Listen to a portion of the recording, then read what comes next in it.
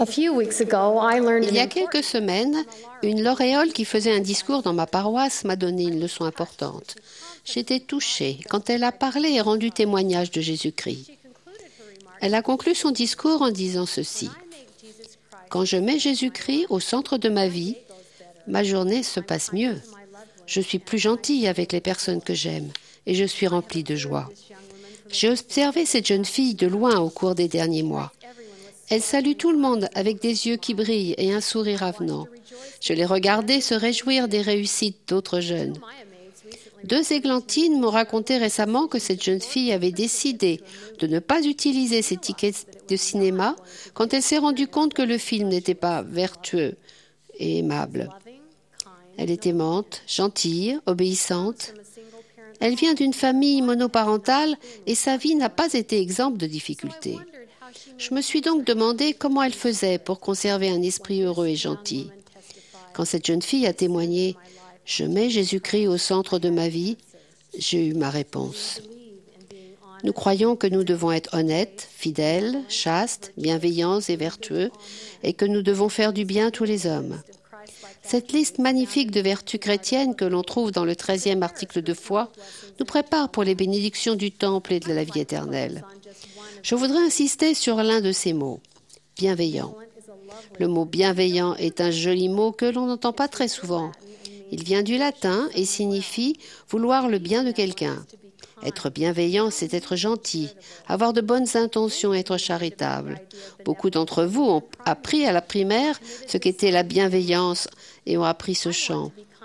Je serai gentil envers chacun, Jésus nous l'a appris. C'est pourquoi je me dis, à moi d'abord de me montrer gentil.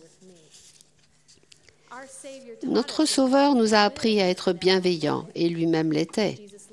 Jésus aimait tout le monde et servait tout le monde. Mettre Jésus au centre de notre vie nous aide à acquérir cette qualité de la bienveillance. Pour que nous puissions développer ces mêmes vertus chrétiennes, nous devons apprendre à connaître le Sauveur et suivre ses pas. Dans la parabole du bon samaritain, nous apprenons que nous devons aimer tout le monde. L'histoire commence dans Luc, au chapitre 10, quand un docteur de la loi demande au Sauveur « Que dois-je faire pour hériter la vie éternelle ?» Le Sauveur lui répond « Tu aimeras le Seigneur ton Dieu de tout ton cœur, de toute ta force et de toute ta pensée, et ton prochain comme toi-même. » Alors le docteur de la loi demande « Et qui est mon prochain ?» C'était une question très intéressante de la part du docteur de la loi, puisque les Juifs avaient pour voisins les Samaritains, qu'ils détestaient tant que quand ils se rendaient de Jérusalem en Galilée, ils faisaient le détour par la vallée du Jourdain plutôt que de traverser la Samarie. Jésus répond à la question du docteur de la loi en racontant la parabole du bon Samaritain. Un homme descendait de Jéricho à Jérusalem. Il tomba au milieu des brigands qui le dépouillèrent, le chargèrent de coups et s'en allèrent, le laissant à demi-mort. Mais un Samaritain qui voyageait, étant venu là, fut ému de compassion lorsqu'il le vit. Il s'approcha et banda ses plaies en y versant de l'huile et du vin, puis il le mit sur sa propre monture, le conduisit à une hôtellerie et prit soin de lui. Le lendemain, il tira 2 deniers, les donna à l'hôte et dit « Aie soin de lui, et ce que tu dépenseras de plus, je te le donnerai à mon retour. » Contrairement aux sacrificateurs et aux Lévites, qui passèrent sans s'arrêter devant l'homme blessé qui était l'un des leurs, le Samaritain fit preuve de gentillesse, sans se soucier des différences. Il a fait preuve de la vertu chrétienne qu'est la bienveillance. Jésus nous enseigne par cette histoire que tout le monde est notre prochain. Récemment, un conseiller dans un épiscopat a raconté une expérience qui illustre à quel point notre prochain est important. Pendant qu'il regardait l'assemblée, il a vu un enfant avec une grande boîte de crayons de différentes couleurs. Il a regardé les nombreux membres de sa paroisse et il s'est dit que, comme les crayons de couleur, les membres se ressemblaient beaucoup, mais que chacun d'eux était vraiment unique. Il a dit « La couleur qu'ils apportent à la paroisse et au monde leur est propre. Ils ont leurs points forts et leurs faiblesses, leurs aspirations et leurs rêves personnels.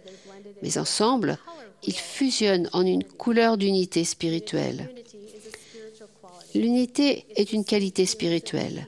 Ce sont les doux sentiments de paix et de sens de la vie qui proviennent de l'appartenance à une famille. C'est vouloir le meilleur pour les autres autant qu'on le veut pour soi-même. C'est savoir que personne ne nous veut du mal. Cela signifie que l'on ne se sentira jamais seul. Fin de citation. Nous construisons cette unité et partageons nos couleurs uniques par la bienveillance, des actes de bonté individuels. Ne vous êtes-vous jamais senti seul? Remarquez-vous les personnes qui sont solitaires, qui vivent dans un monde en noir et blanc? Jeune fille, je vous ai vu apporter votre propre couleur dans la vie d'autres personnes, par votre sourire, vos paroles gentilles, vos encouragements. Le président Monson nous a appris comment agir avec nos fréquentations et toutes les personnes que nous rencontrons. Quand il a dit aux jeunes filles de l'Église, « Mes chères jeunes sœurs, je vous prie d'avoir le courage de vous abstenir de juger, de critiquer les personnes qui sont autour de vous et d'avoir le courage de veiller à ce que tout le monde soit intégré et se sente aimé et apprécié. » Fin de citation. Nous pouvons suivre l'exemple du bon samaritain et changer la vie d'une personne juste en étant bienveillante. J'invite chacune d'entre vous à faire une action semblable à celle du Samaritain dans la semaine à venir. Cela peut nécessiter que vous sortiez du cercle de vos amis habituels ou que vous surmontiez votre timidité. Vous pourriez choisir courageusement de rendre service à quelqu'un qui ne vous traite pas bien. Je vous promets que si vous allez au-delà de ce qu'il vous est facile de faire, vous vous sentirez si bien que la gentillesse fera désormais partie de votre vie quotidienne. Vous verrez que la bienveillance peut apporter de la joie et de l'unité à votre foyer, à votre classe, à votre paroisse et à votre école. C'est pourquoi je me dis, à moi d'abord de me montrer gentille.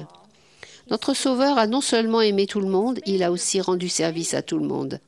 Étendez votre bonté à beaucoup de gens. Des personnes âgées ou jeunes peuvent être grandement bénies par votre gentillesse. Depuis sa jeunesse, les personnes âgées ont toujours une place particulière dans le cœur du président Monson. Il reconnaît la valeur d'une brève visite, d'un sourire spontané, d'une poignée de main à une main frêle et ridée. Des gestes charitables aussi simples que cela apportent de la couleur à une vie parfois faite de longues journées solitaires et grises. J'invite chacune d'entre vous à se soucier de ses grands-parents et des personnes âgées. Regardez autour de vous à l'église demain et trouvez une personne âgée à la vie de qui vous pourrez ajouter votre couleur. Cela ne demande pas beaucoup d'efforts. Saluez-la par son nom, engagez une courte conversation, montrez-vous disponible pour l'aider. Vous pouvez lui ouvrir une porte ou lui proposer de l'aide pour sa maison ou son jardin. Ce qui est pour vous une tâche toute simple à votre jeune âge peut être une entreprise lourde pour une personne âgée. C'est pourquoi je me dis, à moi d'abord de me montrer gentille. C'est parfois dans notre famille qu'il est le plus difficile d'être bienveillant. Pour avoir une famille forte, il faut faire des efforts. Soyez de bonne humeur, serviable et pleine de considération. Dans les foyers, bien des problèmes sont dus au fait que les membres de la famille parlent et agissent égoïstement, sans gentillesse. Préoccupez-vous des autres membres de la famille. Au lieu de taquiner, de vous battre, cherchez à faire régner la paix. C'est pourquoi je me dis, à moi d'abord de me montrer gentille. Jésus aimait les enfants. Il les a pris dans ses bras et les a bénis. Comme le Sauveur, votre bonté peut être une bénédiction pour tous les enfants, pas seulement ceux de votre foyer. Peut-être ne connaissez-vous pas l'effet que votre vie et votre exemple peuvent avoir sur un petit enfant. Récemment, j'ai reçu un message d'une amie, directrice d'une garderie dans un lycée. Plusieurs jeunes gens et jeunes filles membres de l'Église sont dans ce lycée. Et elle m'a raconté l'expérience suivante. Quand je marche dans les couloirs du lycée avec les petits-enfants, il est agréable de voir combien d'images de Jésus ou de temples sont scotchées sur le côté intérieur des portes des casiers. Il y a quelques semaines, l'un des enfants a vu une image de Jésus à l'intérieur de la porte ouverte d'un casier. Il a dit « Regarde, Jésus est dans l'école ». La lycéenne avait les larmes aux yeux quand elle s'est penchée pour prendre l'enfant dans ses bras. J'ai remercié la jeune fille pour le bon exemple qu'elle donnait à son entourage. C'est édifiant de savoir qu'il y a tant de jeunes qui essayent de défendre la vérité et la justice et qui font leur part pour que l'esprit soit présent dans la vie, même si c'est parfois difficile, avec tout le bruit et la dureté du monde qui les entoure. Nous avons des jeunes formidables dans l'Église. Je suis entièrement d'accord, jeune fille. Vous êtes en train de changer le monde en mettant Jésus-Christ au centre de votre vie. Et vous êtes en train de devenir ce qu'il veut que vous soyez. Merci pour votre vie de bienveillance. Merci d'inclure les personnes qui peuvent être différentes, d'être gentil envers les gens qui vous entourent, les personnes âgées, votre famille, les petits-enfants, d'être le prochain des personnes seules et de celles qui ont des difficultés. Par votre bienveillance, vous dirigez les gens vers la lumière du Christ. Merci de vous dire que c'est à vous d'abord d'être gentille. Je sais que Thomas S. Manson est un prophète de Dieu, dont la vie a été un modèle de bienveillance, dont nous pouvons tirer des leçons. Suivez notre prophète, tirez des exemples de son exemple et écoutez ses paroles. Je crois en l'évangile de Jésus-Christ et je sais que par l'intermédiaire de Joseph Smith, la prêtrise a été rétablie sur terre. Je sais que notre Sauveur vit et qu'il aime chacune d'entre nous. Il a donné sa vie pour tous. Je prie pour que nous mettions Jésus-Christ au centre de notre vie et que nous suivions ses pas en nous aimant et en nous rendant service les uns aux autres. Je sais qu'en faisant cela, nous pouvons faire du monde un endroit meilleur parce que nous croyons que nous devons être bienveillants. J'en témoigne au nom de Jésus-Christ. Amen.